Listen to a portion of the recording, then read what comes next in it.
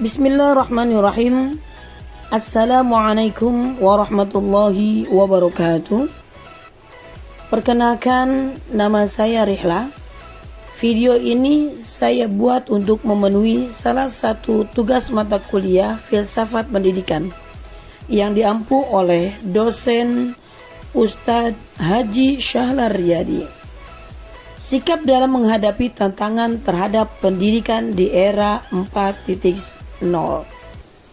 Revolusi industri 4.0 terjadi di abad ke-21, di mana terjadi perkembangan teknologi yang sangat pesat yang mampu meningkatkan kemajuan di berbagai belahan dunia.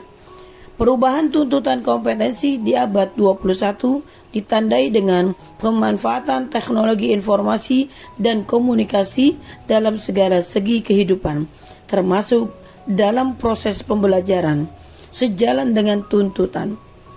Penguasaan kompetensi tersebut, kemampuan berpikir kritis, memecahkan masalah, dan berkolaborasi menjadi kompetensi penting dalam memasuki kehidupan abad 21.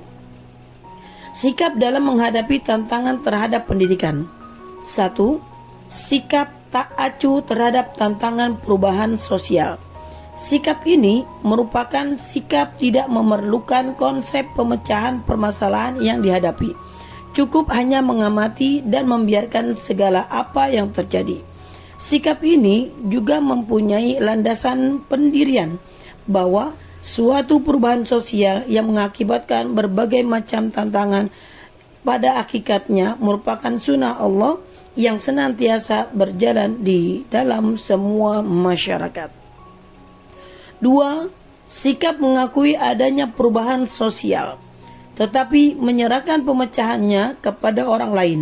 Sikap ini secara historis, lembaga pendidikan ini adalah sebagai tempat akumulasi ilmu pengetahuan dan sebagai tempat untuk melaksanakan tugas transformasi atau transmisi tradisi sosial dari generasi ke generasi berikutnya. Menanggapi proses perubahan sosial yang terjadi di mana faktor sejarah merupakan kuncinya. 3. Sikap yang mengidentifikasi perubahan dan berpartisipasi dalam perubahan itu. Dalam sikap ini, lembaga pendidikan bertugas untuk mengenalkan kepada anak didiknya agar mengenal realitas yang ada dan membuatnya mampu menghayati perubahannya. Bagaimana watak dan ciri-cirinya, serta mengenal metode apa yang baik untuk menanganinya. Anak didik akan menyadari bahwa segala perubahan itu ada kaitannya dengan ilmu pengetahuan yang diperoleh di dalam sekolah. Sikap yang lebih aktif yaitu melibatkan diri dalam perubahan sosial dan menjadikan dirinya sebagai pusat perubahan sosial.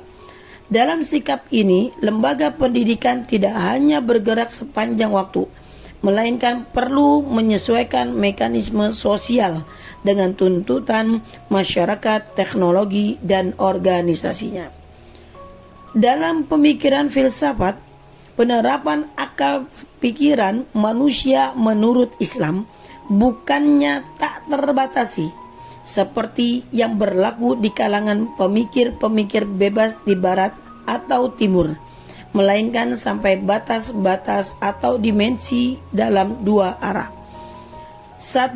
Tidak memasuki alam uluhiyah yang menyangkut zat Tuhan sendiri, karena memikirkan secara filosofis tentang hal ini akan dapat membahayakan keimanan dan keyakinan manusia terhadap Tuhan. Bila dipaksakan, maka hasilnya akan berupa kesimpulan yang ragu-ragu atau ilhad dan sebagainya. Hadis yang menerangkan bahwa berpikir merupakan suatu perbuatan yang membawa perilakunya atau membawa pelakunya untuk memikirkan hal yang lebih konkret daripada hal yang abstrak. Tafakkaru fi khalqillah wa la tafakkaru fillah. Berfikirlah kamu tentang ciptaan Allah, dan janganlah kamu berfikir tentang zat Allah. Hadis riwayat Abu Nuaim dari Ibnu Abbas. 2. Tidak terjerumus ke dalam oportunisme, penalaran yang menafikan kekuasaan absolut di belakang gejala alam yang diamatinya, karena bahaya akan timbul atas pemikir itu sendiri, yaitu berupa kecongkakan bahwa dengan akal pikirannya manusia bisa menciptakan apa saja yang diinginkan.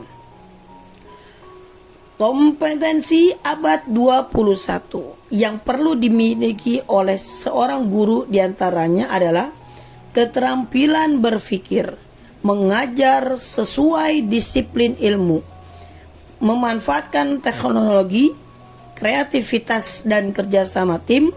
Hal ini disebabkan karena pada abad 21 kita ditantang bukan hanya mampu di bidang akademik saja, tetapi juga pada pendidikan intelektual, emosional, moral, dan akhlak. Terima kasih.